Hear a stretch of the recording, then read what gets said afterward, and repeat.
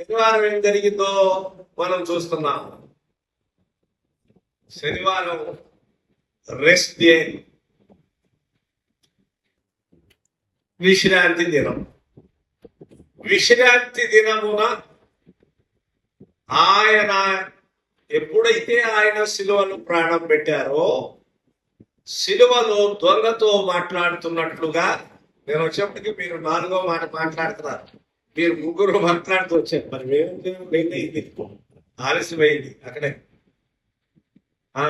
కాబట్టి కష్టమైంది మాట్లాడటానికి. సరిగ్గా మీరు మొదటి మాట మాట్లాడే టైంకైనా వస్తాం.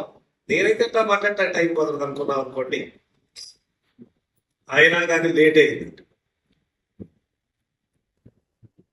2వ మాటలో మనం చూసే లెక్కైతే, నేడు నాతో కూడా పరదైసులో ఉంది.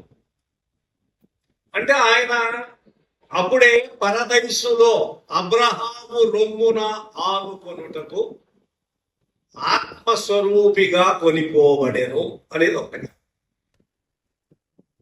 ఇంకొక మాట కూడా మనం చూస్తున్నాం, నేను నాతో కూడా పరదైసులో ముందుగా అంటాను కదా. పరదైసు మొన్న కూడా ఈ మధ్య మనం మాట్లాడుతున్నాం జూమ్లో తెలియజేసినప్పుడు, ఒక నెమ్మది కలిగిన స్థలం. పాతాళములో ఆదాము మొదలుకొని ప్రభు వరకు ఉన్నటువంటి ఆత్మలు నమ్మకుండా ఉన్నటువంటి వారు ఉన్నారే, అక్కడికి శనివారం మళ్ళీ ఆయన ఆత్మస్వరూపిగా వెళ్ళి వారికి తన యొక్క జయమును ప్రకటించినట్లుగా, సాతానును ఓడించిన సంగతి, సిలువ ద్వారా జయము పొందిన సంగతిని వారికి తాను అగుపరుచుకొని, అప్పుడు వారు విశ్వసించబడినటువంటి వారు అక్కడి నుండి పరదైసునకు వారిని నడిపించడానికి అక్కడికి వెళ్ళినట్లుగా చూస్తాం. అది ముఖ్యం. శనివారం ఆయన దేహం దాంట్లోనే ఉంటుంది. Dead body will be remain in the ఆ సమాధిలోనే ఉంటుంది. ఆదివారం పొద్దున్నే చూడు ఏముంది మరి. సాధారణంగా అందరూ ఆయన ప్రభువునందు నిద్రించినటువంటి వారు, మరి ఆత్మ అదిగో ఆ పరదేశంలో ఉంటుందని మనం నమ్మేలకైతే, వారి దేహానికి ఉంటే తెల్లని తెలిస్తే ఎప్పుడేం తెలిసినా అక్కడ ఉంటే పాడైపోయి కానీ ఏదన్నా కానీ దాంట్లో సమాజం. కానీ ఇది ఒక అరుదైన సంగతి ఏంటంటే, ఆయన విషయంలో జరిగిన సంగతి ఏంటంటే, ఆయన దేహం కూడా అక్కడ లేదు. పొద్దున్నే ఇవాళ వెళ్తే ఉండదు, రేపు వెళ్తే ఉండదు. 75 పౌండ్ల 75 పౌండ్ల సుగంధ ద్రవ్యాలు లేపనం చేశారు అంటే ఏమండి. వీళ్ళు కూడా వింటారు పొద్దున్నే స్త్రీ ఈ సుగంధ ద్రవ్యాలన్నీ కూడా తీసుకుని ఇంకా వెళ్ళినొప్పుకి ఆయన ఇక్కడ లేడు, మీరు ఎందుకు ఆయనను ఇక్కడ వెతుకుతున్నారు? మరణము ఆయనను బంధించి ఉండలేదు. మరణము ఆయనను బంధించి ఉండుట అసాధ్యము గనుక దేవుడు మరణ వేదనలను తొలగించి ఆయనను లేపెను. కాబట్టి కొందరు చాలా పెద్ద ప్రశ్నలాగా కనపడుతుంది, చాలా పెద్ద సందిగ్ధమే. యేసు రక్తము ప్రతి పాపము నుండి మనలను పవిత్రులుగా చేయని ఇవాళ మనం మాట్లాడితే, 2000 సంవత్సరాల క్రిందట యేసు రక్తం అంటే తెలివి తక్కువ అంటారు. ఆయన అప్పుడు చచ్చిపోయిన రక్తం మీకు ఇప్పుడు పాపాలు ఇచ్చే పాపడేంటి? ఇది ప్రశ్న. ఈ ప్రశ్న అంటే పెట్టు, దీనికి ముందు ఇంకో ప్రశ్న అయ్యారు.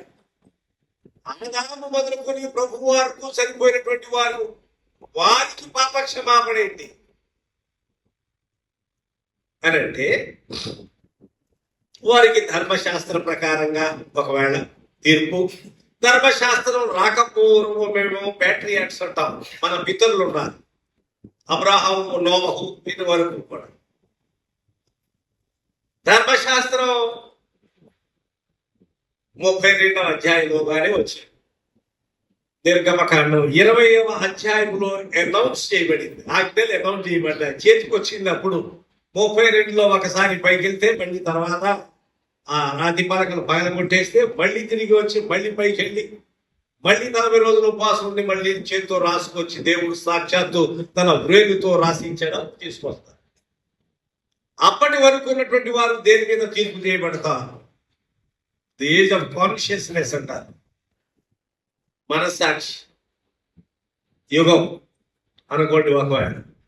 తర్వాత ధర్మశాస్త్రం, దాన్ని బట్టి ధర్మశాస్త్రం దేవుడు అనుగ్రహించాడు కాబట్టి ధర్మశాస్త్రమును బట్టి తీర్పు చేయబడి లెక్కైతే అందులో కూడా ఎవరు న్యాయం నీతిమంతులుగా తీర్చబడ. ఒక మాట ఏంటండి, ధర్మశాస్త్రం లేకపోవడము, ధర్మశాస్త్రము వచ్చిన తరువాత 2, 3 యేసు ప్రభు వచ్చిన తర్వాత 3 కాలాలు. ధర్మశాస్త్రమే రాకపోవడం ఉన్నటువంటి వ్యక్తులు అప్పుడు ఎలా తీర్పు చేస్తారండి? మరి యేసు ప్రభు దీనికే చెప్పట్లా, దీన్నే ఒప్పుకోవట్లే ఇవాళ. ఏటో మీ పిచ్చిమాడం, పిచ్చి భ్రమ, మీరు క్రైస్తవులు 2000 సంవత్సరాల కిందట ఆయన చనిపోయి ఉంటాడు, ఆయన రక్తం ఇప్పుడు మీ పాపములు క్షమాపణ అంటారు. ఏంటో మీ భ్రమ, మీ భ్రాంతి, మీ పిచ్చితనం, అవివేకం అనుకుంటారు. దీనికి పెద్ద ఏమండి, పెద్ద లాజిక్ గా, పెద్ద తెలివైన ప్రశ్న కాదు, బుద్ధిహీనమైన ప్రశ్నగా తప్ప ఇంకోటి ఏమి లేదు. ఎందుకో చెప్పమంటారు? ఎందుకు బుద్ధిహీనమైన ప్రశ్న అంటే, దేవుడు ఒక కాలములకు మాత్రమే పరిమితమైన వాడు కాదు, అదొక్కటి తెలిస్తే సరిపోవాలి. ఒక యుగములకు మాత్రమే దేవుడు పరిమితమైన వాడు కాదు.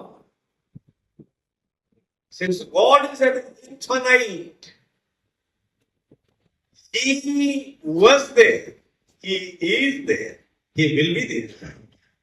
ఆయన ఒకప్పుడు ఉన్నాడు, ఇప్పుడు ఉన్నాడు, ఎప్పుడూ ఉంటాడు, ముందుకి కూడా ఉంటాడు. అది కాదు. కాబట్టి ఈ ప్రశ్న ఏదో పెద్ద తెలివైన ప్రశ్న లాగా మనుషులు ప్రశ్న వేస్తే దేవుడు ఒక సింపుల్ జవాబు ఏంటంటే, ఒక్క దెబ్బతో తేల్చి పారేసే జవాబు ఏంటంటే, దేవుడు అనంతమైనవాడు. దేవుడు అన్ని కాలాలకు ఉంటాడండి.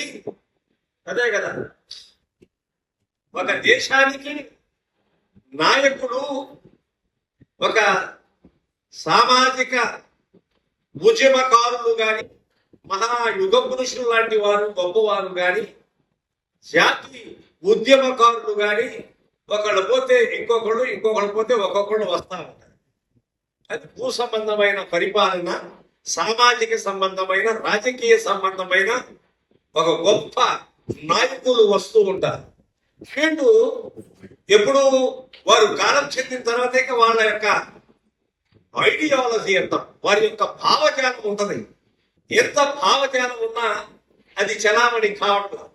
చలామణి మళ్ళీ ఇంకొక నాయకుడు పుట్టి మళ్ళీ చేయాలి. ఒకవేళ చేద్దామన్నా కానీ ఉద్యమకారులు చేయలేవారు. ప్రోగ్రామ్ రికార్డ్ అవుతున్నా నాకేమి ఇబ్బంది ఏముంది కానీ, పార్లమెంటులో రాఘవ్ చందాని ఆప్ ఎంపీ, కొత్త కుర్రాడు, చార్టెడ్ అకౌంటెంట్ చేసి ఆయన ఎంపీగా ఆయన ఓటింగ్లో వచ్చారో లేకపోతే ఏమన్నా వాళ్ళ మొత్తానికి అదే నామినేటెడ్ రాజ్యసభ సభ్యుడు ఏదో మొత్తానికి ఆయన మాట్లాడుతున్నాడు. ఈ మధ్యకాలంలో మామూలుగా మాట్లాడట్లా. ఏమైందో ఆయన్ని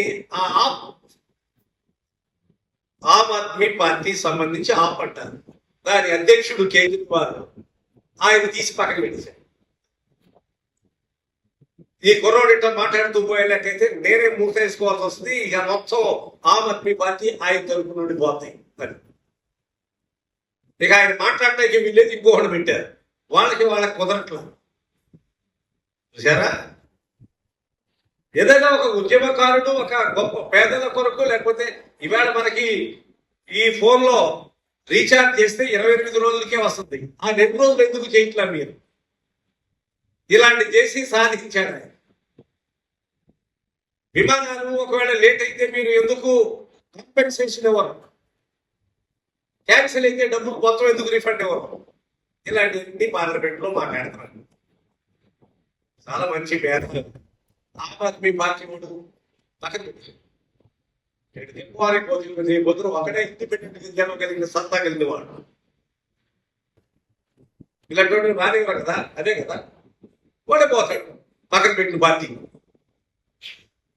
కేజ్రీవాల్ పక్కన పెట్టి చెప్పి ఆయన మాట్లాడకూడదు పార్లమెంట్. ఉద్యమకారులు కొందరు వచ్చి తమ తమ జాతి కొరకు, లేకపోతే దేశం కొరకు, సమాజ అభివృద్ధి కొరకు మాట్లాడుతూ వచ్చిన వాళ్ళు వచ్చారు. కొంతకాలం చేశారు, వాళ్ళు వెళ్ళిపోయారు. వారి భావజాలం కూడా కొంత మిగిలితే ఒకవేళ వారి ఐడియాలజీ అది కొంత పనిచేసింది, కొంత పనిచేసేది, మనుషులు లేదు కాబట్టి. యేసుక్రీస్తు ప్రభు అలా కాదు, అన్ని యుగాలకు ఒకడే. అది కాదు, ఫర్ ఆల్ ది ఏజెస్, వర్తమాన భూత భవిష్యత్ కాలములో ఉండువా, ఆది అంతమును నేనే. అది తేడా, మనిషికి తేడా లేదు. Is an infinite. అంటే ఇన్ఫనైట్ అంటే అనంతమైనవో. కాబట్టి మరి 2000 సంవత్సరాల కింద పుట్టాడు, క్రిస్మస్ ఎందుకు చేసుకున్నావయ్యా అని మళ్ళీ మన ప్రశ్న వేస్తుంది. ఆయన అనంతమైనవా. శరీర రీత్యా ఆయన భూమి మీదకి 2000 సంవత్సరాల కింద వచ్చాడు, కానీ ఆయన భూమి ఉత్పత్తి కాక మునుపే ఉన్నవాడు. చూసారా? నేల రవంత అయినను రూపింపబడక మునుపే ఆయన. ఇది అందరికి మనస్కరించదు, ఉండడానికి కొంచెం గొంతు పట్టుకుంటది. ఆయన్ని మనిషిగానే చూశారు కాబట్టి, ఆయన సాధారణమైన నాయకునిగానే చూశారు కాబట్టి ఇది మనుషులు మింగుడు పడతారు. అది ఈ విషయం మింగుడు పడతాం జనానికి, మనుషులకు, లోకంలో. నీకు మింగుడు పడిందా, గొంతు పట్టుకుందా, ఇవన్నీ సంగతి కాదు. అది సత్యమా అసత్యమా అన్నది అది కాదు. నీకు ఇష్టం కాకపోతే బాగానే ఉంది. చాలా మందికి ఇది ఇష్టం కాదు కనుక, అంగీకారం కాదు కనుక అది అసత్యం కాదు. చాలా మందికి ఒక సంగతి అసత్యము అది ఇష్టమైంది కనుక అది సత్యం కూడా కాదు. ట్రూత్. సత్యం అనేది సత్యం, అంతే. సత్యం అనేది ఎప్పుడు సత్యమే. చాలా మంది వెంబడిస్తున్నారు, నమ్మి వెనకాల పడిపోతున్నారు కాబట్టి అప్పుడు సత్యమైపోవాలి. ఎవరు వెంబడించట్లేదు కాబట్టి అసత్యం అని అనుకోనక్కర్లా. But truth is the truth. సత్యం అనేది సత్యం, ఫ్యాక్ట్ అనేది వాస్తవం అనేది వాస్తవంగానే. అందుకని మాట్లాడుకుంటున్నాం. యేసయ్య అదే 2000 సంవత్సరాల కిందట ఆయన చనిపోతే యేసు రక్తము ప్రతి పాపం నుండి కడుగు నుండి పాటలు పాడుకుంటూ పద్యాలు పాడుకుంటూ తిరుగుతారు. మీరు ఏమన్నా మీ జ్ఞానం ఉందా అంటే అన్ని యుగములకు ఆయనే. యుగాలు మారిన మారని దేవుడు, మారని దేవుడు మన యేసుడు. తరాలు మారిన యుగాలు మారిన మారని దేవుడు, మారని దేవుడు.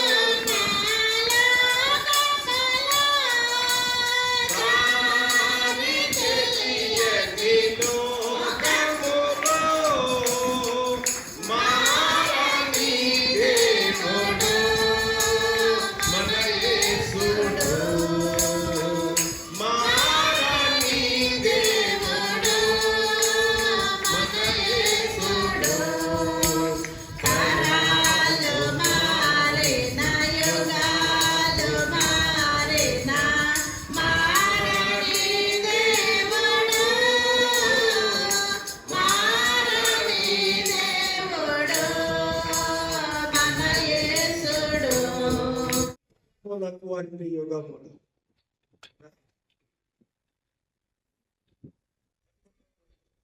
సంవత్సరాల కిందట కాదు, అంతకు పూర్వం ప్రభు రాకపూర్వం ఉన్న వారిని కూడా విమోచించుటకు ఆయన సమర్థుడు. అంతకు పూర్వము ఆయన్ని చూడని వారు ఉన్నారే, వాక్య స్వరూపములో ఆయన ప్రత్యక్షత ముందుగానే దావీదు చెప్తున్నాడు. ఆయన ఎముకలను ఒకటైనను విరిగిపోదు.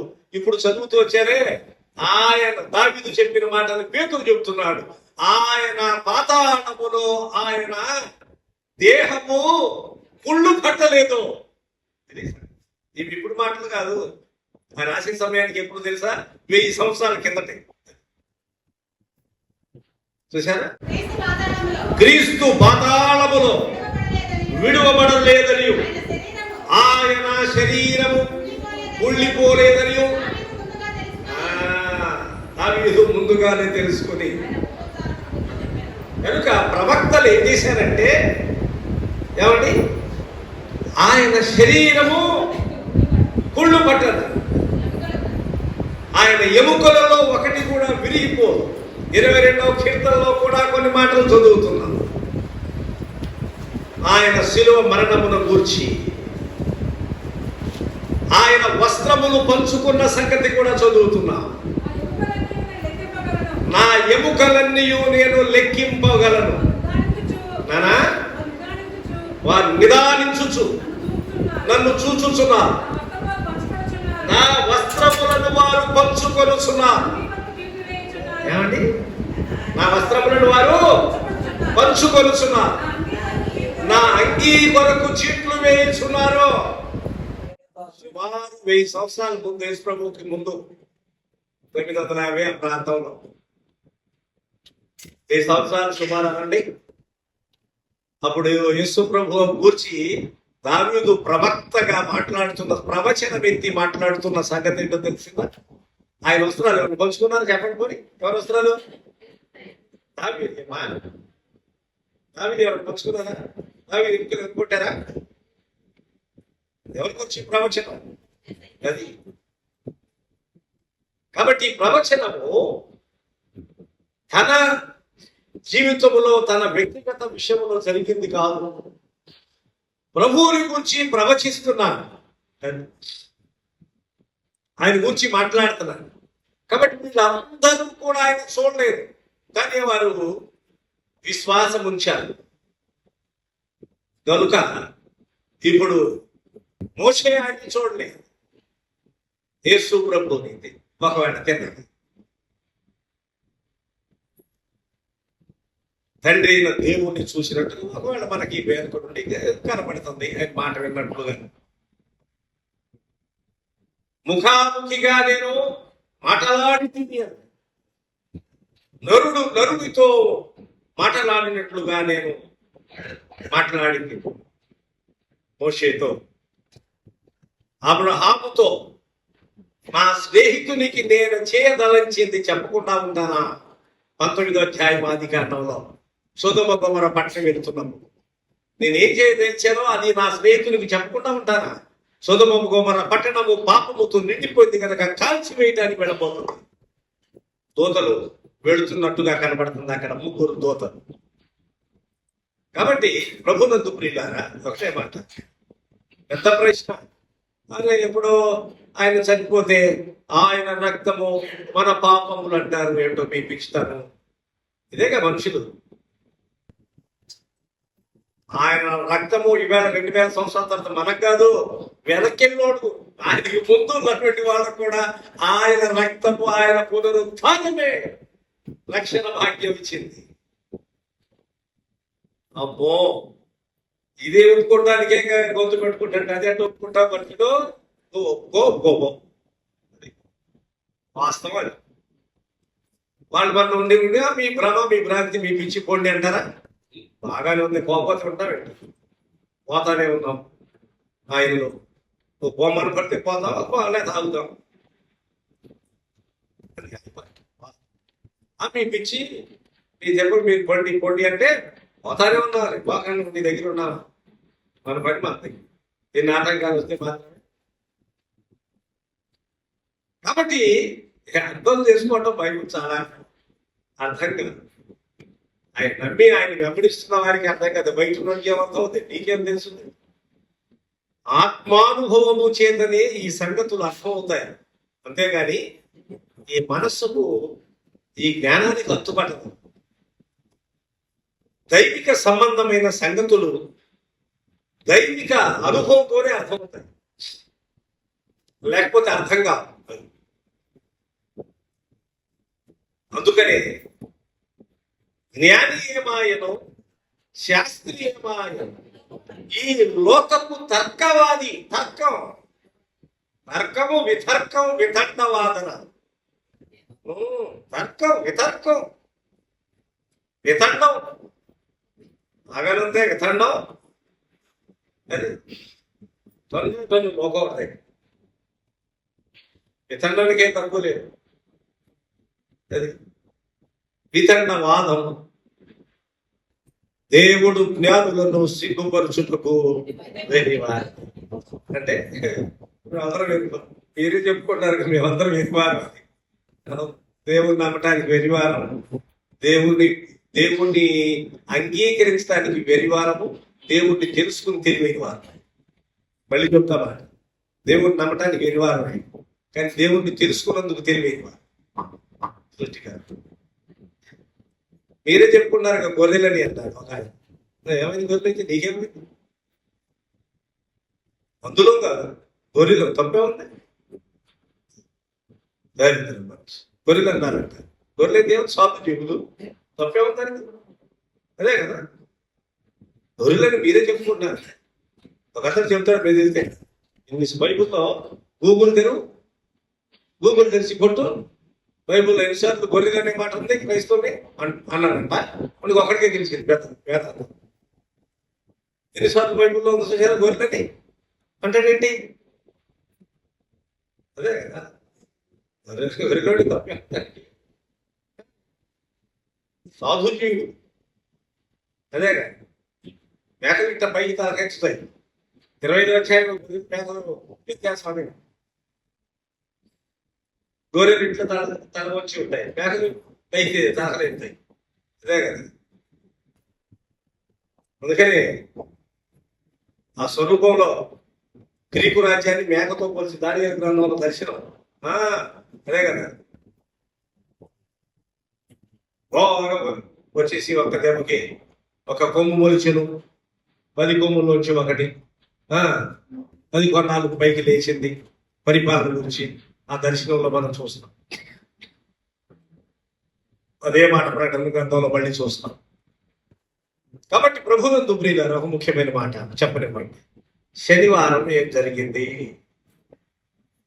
యేసు ప్రభువు వారు సమాధితోటి, సిలువతోటి, సమాధితోటి అయిపోయింది ఆయన పని అనుకుంటే అక్కడే మొదలైంది. అక్కడి నుంచి మొదలైంది. అక్కడి నుంచి నమ్మటం మొదలు పెట్టారు. తిరిగి లేచిన తర్వాత 40 దినాలు అందరికి కనపడ్డాడు ఆయన. ఇంకో మాట కూడా న్యాయం మాట్లాడు. ఒకళ్ళు లేచి వెళ్ళిపోయిందంటే ఒకవేళ వీళ్ళందరూ సృష్టిస్తారు ఎట్లాగూ, అంతే కదా. ఆ మాట కూడా మాట్లాడు. The very proof for the resurrection of Jesus Christ. యేసుక్రీస్తు ప్రభు యొక్క సాక్షాత్తు ఆయన పునరుత్థానమునకు రుజువులు. వీడు లేచి మాయమైపోయి పైకి వెళ్ళిపోయాడు అంటానికి కాదు. 40 దినములు మరలా 40 long days he appeared to 1 person, 2 persons, 10 persons, 10 people. ఎందుకని 11 మంది, 11 కాదు. వెంటనే పోయాడు 10, మరి 11 ఉంటారు కంటారు మీరు. 11లో మళ్ళీ ఈలేడు, తోమాలేడు. నేను నమ్మను, అందుకనే 10 అన్నా నేను. ఒకడేమో పోయాడు విశ్వజీవితం కదా, 11 ఉన్నారు. 11లో మరి ఒక అతను నేను లేను, నేను నమ్మనన్నాడు కదా, కాబట్టి 10 ఉన్నారు. ఒకళ్ళకి కనపడ్డాడు, 2 కనపడ్డాడు. అమ్మాయి మార్గంలో 10 మంది కనపడ్డాడు. ఏమండి, 40 మంది కనపడ్డాడు, 500 మంది కనపడ్డాడు ఒకసారి.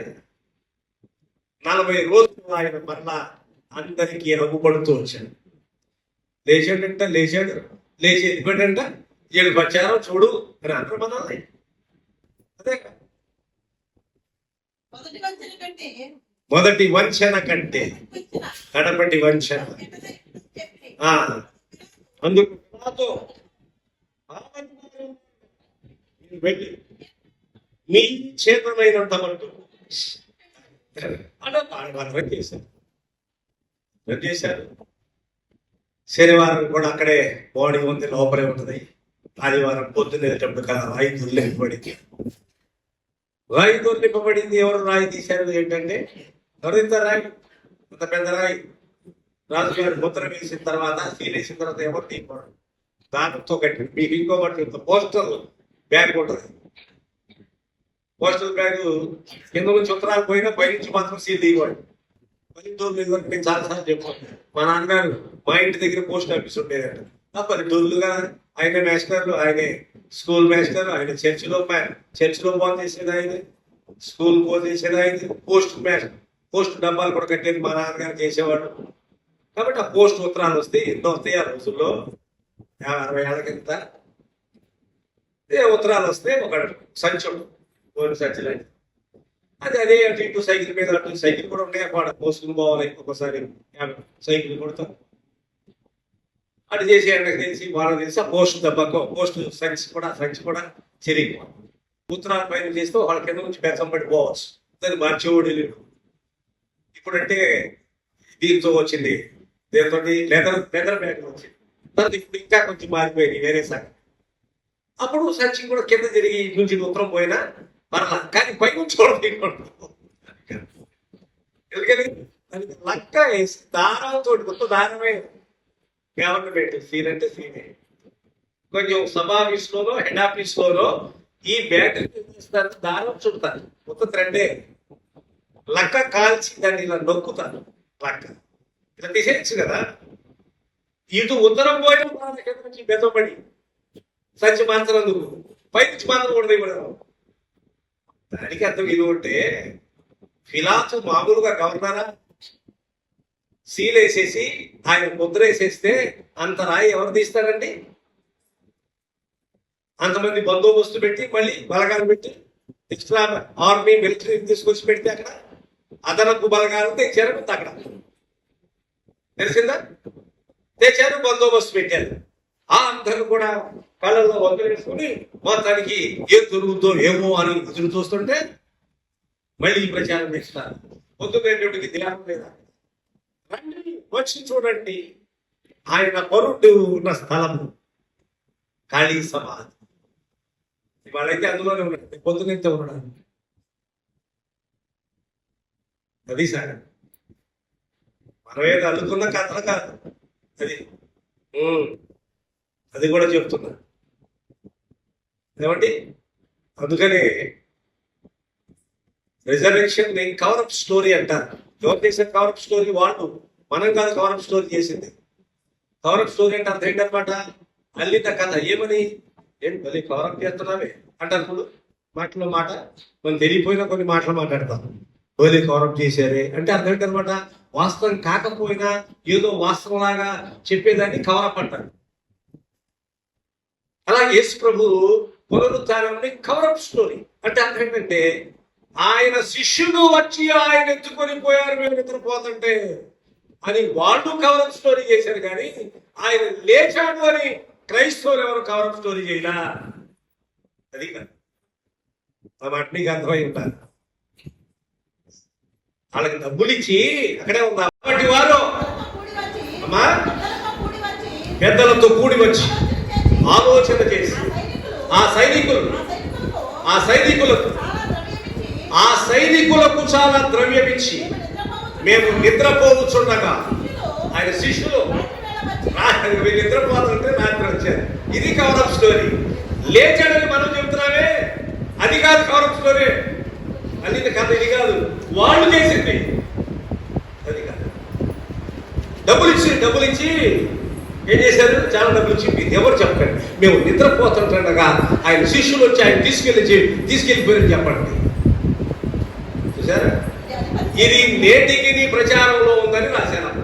అది పోనీ వాళ్ళకు కూడా అదే ప్రచారం ఉంది. వాళ్ళకి ఇప్పుడు దొరికిన ఈ మాట యూదులలో వ్యాపించి నేటి వరకు, అంటే అది రాసే సమయానికి చూసారా, ఆ సువార్త రాసే సమయానికి 65 క్రీస్తుకు 65, 70 ఆ ప్రాంతం వరకు అదనమాట. అప్పటికే కాదు, ఇప్పటికి కూడా అది అదే ప్రచారంలో ఉంది.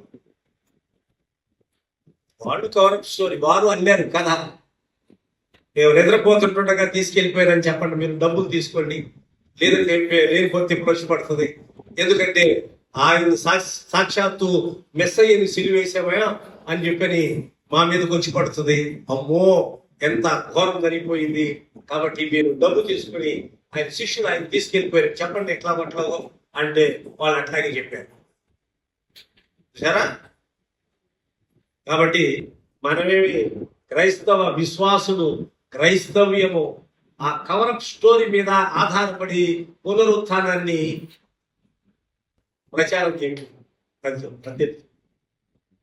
రేపటి ఇష్టం మాట్లాడుకుంటాగా ముందే కొన్ని మాటలు మీకు చెప్తాను.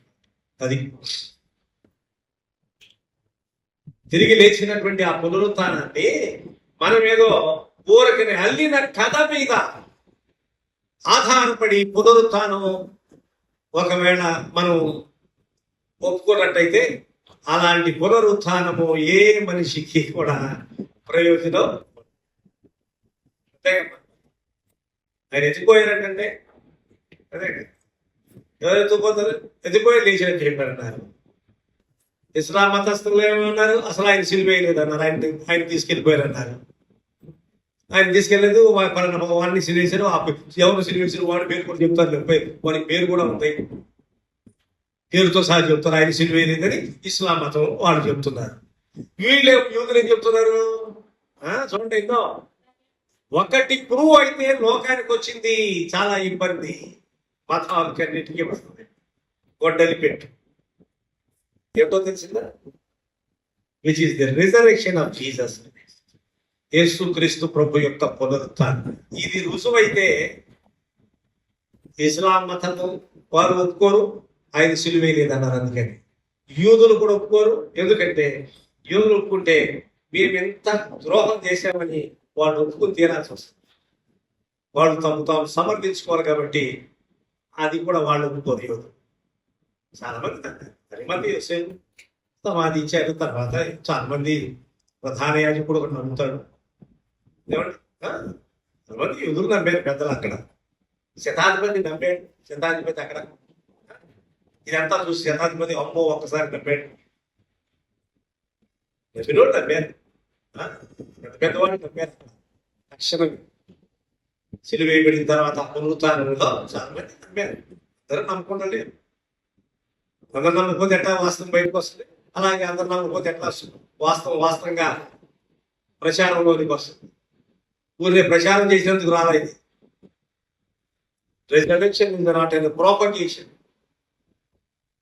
ప్రోపగేషన్ అంటే ప్రచారం, ఎలక్షన్ ప్రచారం అంటారు, అలాంటిది కాదు ఇది. ఇంకొక మేనిఫెస్టో తీసుకొచ్చి ఇదిగో ఇట్లా చేయండి అని ప్రచారం చేసినది కాదు. ఆ పక్క రాష్ట్రంలో ఆయనకి పార్టీ పెట్టి కొత్తగా పార్టీ పెట్టి వచ్చిన ఆయనకి ఆయన పాపం ఆయన ఎలక్షన్ కమిషన్ అదే ఆయన ఇచ్చింది సబ్మిట్ చేసింది అంటూ తప్పు ఉందంట. అసలు ఆయన మరి ఇంతకీ 6వ తారీఖు టైం ఉంది, ఏప్రిల్ 6 ఈ లోపు సరి చేయాలి. అదే రేషన్ వాళ్ళ కమిషన్కి ఇవన్నీ సబ్మిట్ చేయాలి, కాగితాలు, డాక్యుమెంట్స్. పోటీ చేసేవాళ్ళు వాళ్ళ కేసులు లేవని, వాళ్ళ ఆదాయం, వాళ్ళ కుటుంబం, భార్య ఉందా, ఒకళ్ళే ఉన్నారా, అసలు ముందే ఉన్నారా లేదా పోయారా, ఎన్ని రకాల భర్త ఉన్నాడా, ఎన్ని కరెక్ట్గా ఉండాలి, చూసుకోవాలి. ఎక్కడ తేడా వచ్చినా కాగితం పక్కన పెడతారు. మేనిఫెస్టో. కాబట్టి ప్రభుత్వం మన దైనందిన విశ్వాస జీవితంలో ప్రభుని ఎరిగిన వారిని ఒక ముఖ్యమైన ఇది పునరుత్థానమును మనము ప్రచారం చేసింది కాదు. పునరుత్థానమును ప్రొపగేషన్ అనే మాటకి ప్రొక్లమేషన్ అనే మాటకి కొంచెం తేడా ఉంది ఇంగ్లీష్లో. రెండు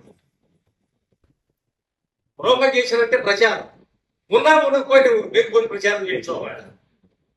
ప్రొక్లమేషన్ అనేది కూడా దాదాపు అట్లాంటి మాటే.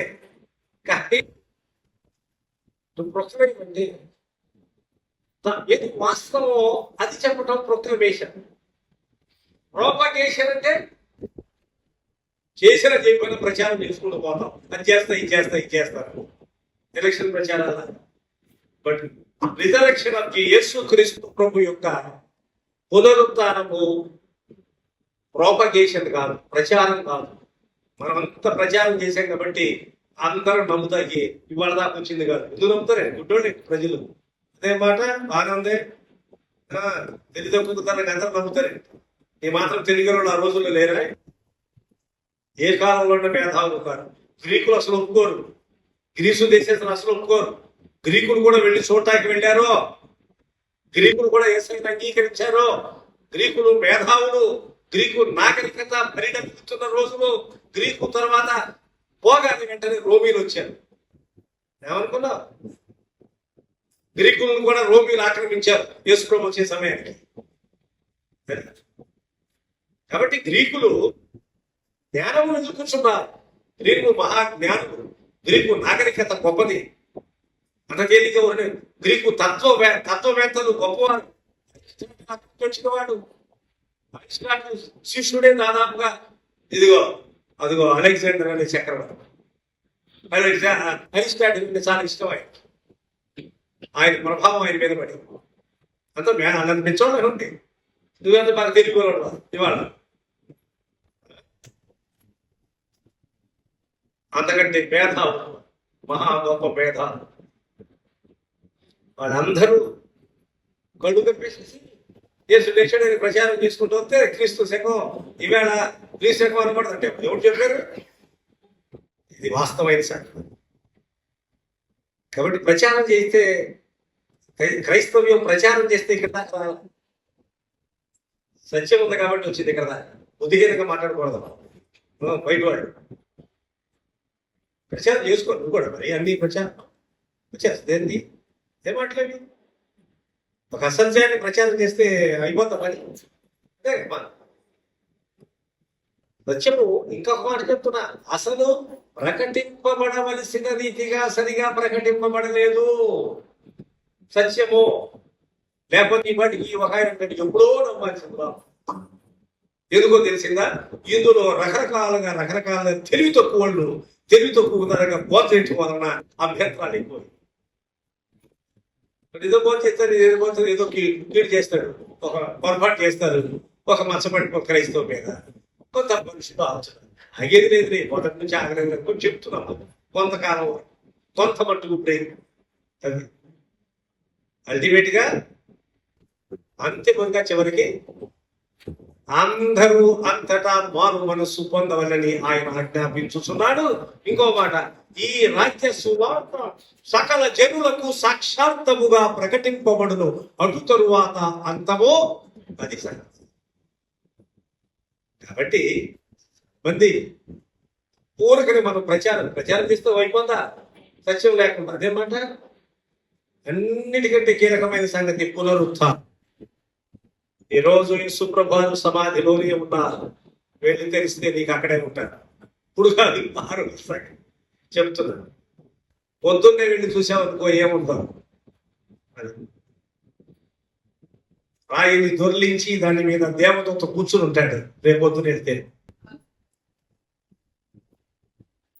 అందరు వెళ్ళి తోగి చూస్తుంది, కొత్త వస్త్రాలు పడి ఉన్నాయి, పేద వస్త్రం. ఆయన చుట్టిన వస్త్రం చూడు, కొత్త తెల్లటి వస్త్రము దాంట్లో పడి. దేహం లేదు. దేహం ఏమైపోయింది?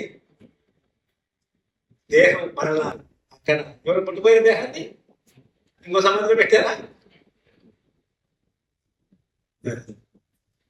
శనివారం ఆ యొక్క పతాళములో ఉన్న ఆత్మ దగ్గరికి వెళ్ళి ఆయన వారిని ఆత్మస్వరూపిగా దర్శించి వారితో మాట్లాడి శిలువ జయోత్సాహమును గురించి, శిలువ జయమును గురించి వారికి ప్రకటించి తర్వాత ఆ మరలా తిరిగి ఆయన ఆ దేహం కనపట్లేదు. మనకి ఇంకో చిన్న ప్రశ్న ఏమండి, మరి ఇప్పుడు ఆయన తండ్రి కుడి పార్శ్వమున ఈ దేహముతోటి అన్నాం, ఈ దేహంతోటి, అందుకనే మరియా నన్ను తాకవద్దు, నేను తండ్రిని, ఆమెతోనేమో నన్ను తాకవద్దు, నేను తండ్రిని వెళ్ళాలన్నాను, ఈయనే తాకమన్నాడు. చూసారా, నన్ను ముట్టుకోవద్దు, ఇది మహిమశి, అంత ముందు వేరు ఇప్పుడు వేరు. ఏం చేశాడు, చూడు వేడి పెట్టి చూడు అన్నాడు. ఆయన వేడి పెట్టి చూస్తేనే నమ్ముతాడు కాబట్టి. ఏమండి, కాబట్టి ఇప్పుడు ఆయన పునరుత్థానుడైన తర్వాత ఒక మాట చెప్తాం. ఇప్పుడేమో ఇది ఒకటి చెప్పనివ్వండి, శనివారము దేహము సమాధిలోనే వేళ, ఆదివారం పొద్దున్నే లేదు, ఆత్మయము ప్రాణం ఆయన శిలువ మీద ప్రాణం పోగానే ఆత్మ పరదేశంలోకి వెళ్ళిపోయింది. అంతేగా, శనివారం అక్కడి నుంచి పాతాళంలో వెళ్ళారు. ఆదివారం పొద్దున్నే ఆయన ఆత్మ ఈ దేహాన్ని ధరించి పునరుత్థానుడయ్యాడు. ఇప్పుడు చెప్తాం మాట. అంతకుముందు యేసు ప్రభువారు, ఇప్పుడు చెప్తాం, అంతకుముందు యేసు ప్రభువారు మరియమ్మ గర్భములో నుండి పుట్టిన తర్వాత ఉన్న దేహము ఇప్పుడు పునరుత్థాన దేహము ఒకటేనా అంటే ఏమంటారు మీరు? ఏమండి, అది కాదు, కానీ ఆ దేహం మాత్రం అక్కడే ఉండిపోవాలి. అది కాదు. ఇప్పుడు మహిమ శరీరముతోటి ఓ అవివేకులైన గలతీయులారా, అపొస్తలుల కార్యం, ఎందుకు ఆకాశం వైపు మీరు తేరి చూచుచున్నారు? ఈ యేసు ఏ రీతిగా పరలోకమునకు ఎక్కి వెళ్ళుచున్నాడో అదే రీతిగా మళ్ళీ రాబోతున్నాడు. అందరూ చూస్తుండగా దగ్గర తెల్లటి వస్త్రముల చేత 40 దినములు ఆయన భూమి మీద పునరుత్థానుడైన తర్వాత సంచరించుచు మనుషులతో మాట్లాడి మనుషులతో భోజనం చేసినట్టుగా కూడా కూర్చుని 21వ అధ్యాయంలో మీ దగ్గర ఏమైనా తినడానికి ఏమైనా ఉందా అని అంటే ఏం లేదండి. ఇంతలోనే ఆయన చేపలు పట్టడానికి వెళ్ళిపోయాడు. ఎవరు? పేతురు. నువ్వు వెళ్ళిపోతే మేము మాత్రం వెళ్ళిపోయారు. యోహాను సువార్త 21వ అధ్యాయం. అప్పుడు మళ్ళా ఏం జరిగింది? ఏదిగో అప్పుడు ప్రభు తాను వారి కళ్ళు తెరవబడ్డాయి. ఓహో, ఈయన మెస్సయ్య. యమాయి మార్గములో నడిచి వెళుతున్నప్పుడు ఇద్దరు హృదయం, వారి లేఖనములు దేవుడు మాట్లాడుతున్నప్పుడు మాట్లాడుకున్నారు. ఏం మాట్లాడుకుంటారు ఇద్దరు మనుషులు అంటే? ఏమండి, ఆ యమాయి మార్గం లూకాసు వార్త 24వ అధ్యాయంలో కూడా మనం చదువుతున్నాం. ఏం మాట్లాడుకుంటున్నారంటే, నీ తెలీదా అన్నారు. ఏంటో ఆ సంగతి లేదు, ఏం లేదు. యేసు ఆయన చనిపోయాడా, సిరివేసాడా, 3వ దినం తిరిగి లేస్తాడా? ఇదిగో ఆ దినమందే వారిలో ఇద్దరు యెరూషలేముకు ఆమడ దూరమున ఉన్న యమాయను గ్రామమునకు వెళ్ళుచు జరిగిన సంగతులన్నీ చెప్పుకున్నారు. మరి మామూలు సంగతి ఏంటి? చనిపోతే చాలా రోజులు చెప్పుకునేవాడు. ఇప్పుడు ఎవరు చచ్చిపోతారో ఎవరికో తెలియదు.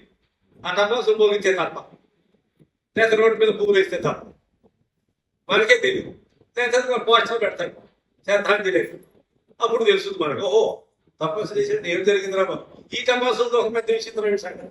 పండక్కి అవి, పెళ్లికి అవి, చదువు కూడా ఇది అవుతాడు. తిరకాసం పండగకి వేసారా, లేకపోతే పెళ్లికి వేసారా, చదువుకి వేసారు, తంత్రానికి వేసారు.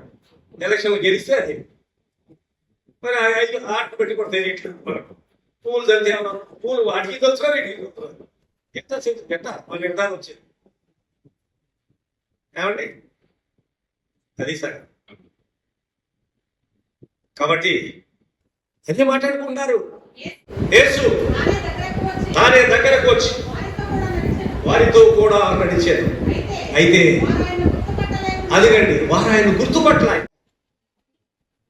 వారి కనులు పోయబడి మాట్లాడుకున్నారు. ఏం తెలియదా మీకు? అంటే ఎవరండి ఇది? అందరూ ఆయన గురించి మాట్లాడుకుంటే సిల్లేసారా? అందరూ ఆయన మాట్లాడుకుంటుంటే నీది ఊరు కదా ఏంటి? లోకం అంతా కోడలు కూసుకుంటే నిర్ణయంగా సిల్లు వేశారు మొన్న శుక్రవారం నాడు. కనుక ఇప్పుడు ఆయన తిరిగి లేస్తారని అన్నారు. ఏమవుతుందో ఏంటో అని ఒకవైపున అరిచేతుల్లో ప్రాణాలు పెట్టుకున్నారు రోమిలు, సైనికులు, మత నాయకులు వీళ్ళందరూ. ఇప్పుడు ఏమవుతుందో ఏంటని ఎన్ని మాట్లాడుకుంటే నీకేం తెలియదండి ఏ ఊరేంటి మీది అంటారు. ఏంటి కొంచెం ముందుకు వెళ్ళిన తర్వాత ఆయన లేఖనములను ఎత్తి మాట్లాడుతున్నప్పుడు వారి హృదయం తెరువబడి వారి మంట కలుగుతుంది కదా.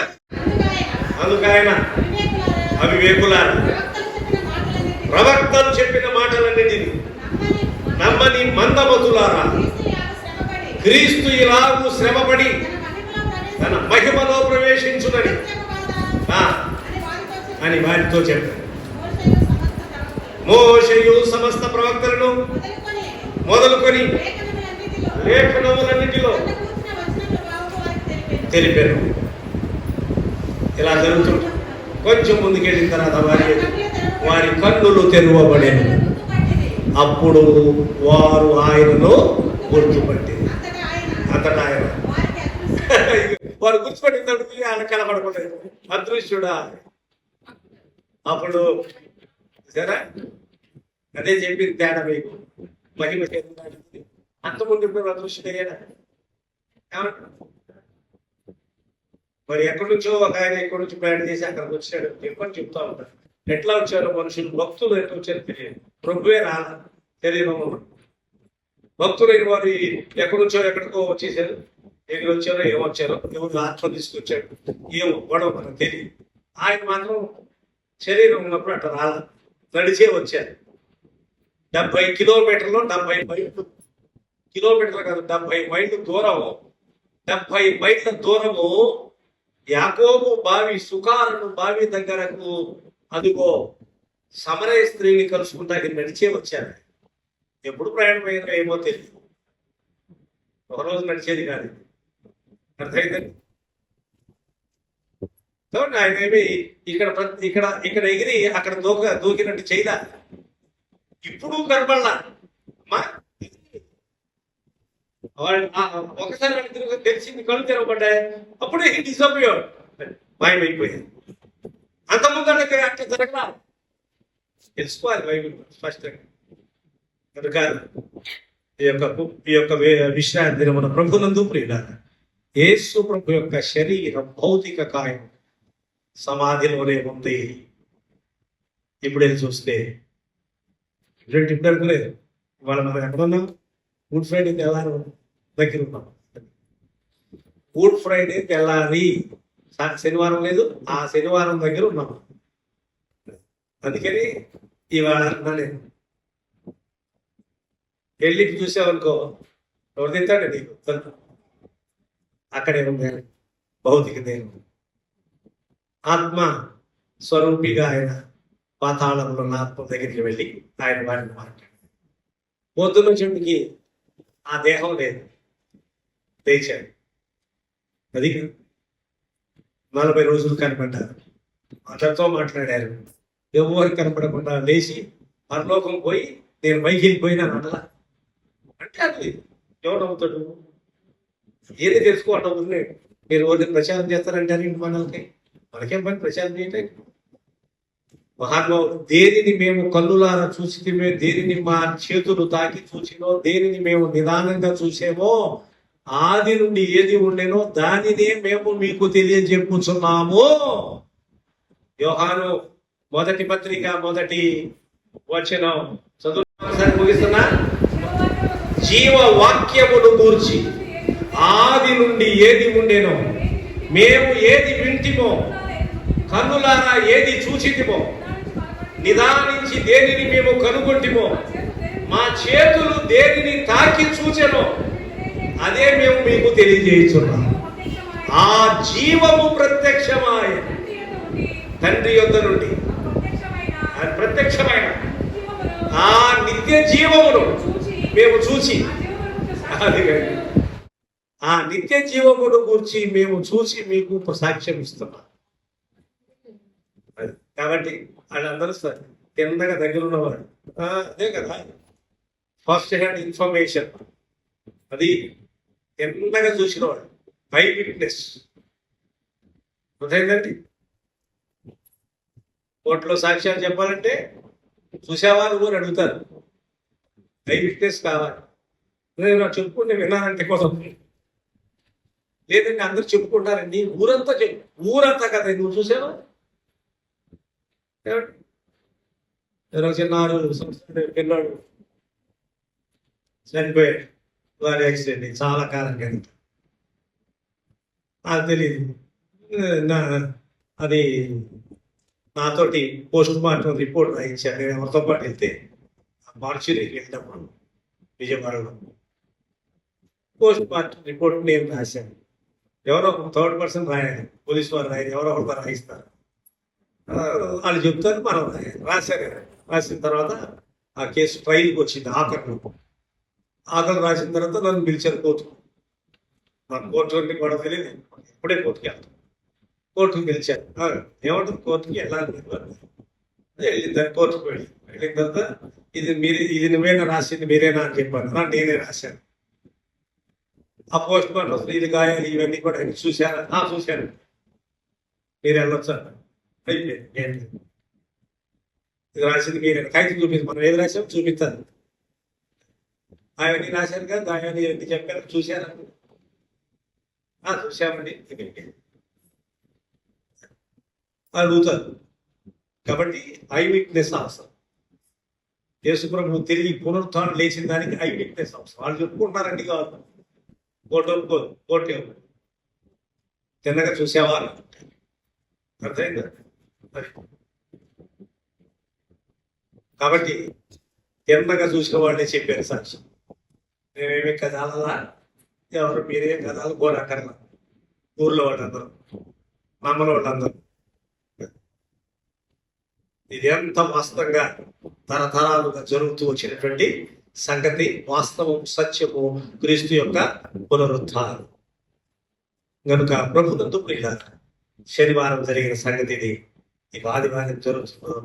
రేపటి పునరుత్థాన దినము ఈస్టర్ రోజున మనం ధ్యానిస్తాం. దేవుడు ఈ మాటలు మన వినికిడిలో దీవించుగాక. ఆమేన్. ప్రార్థన చేద్దాం.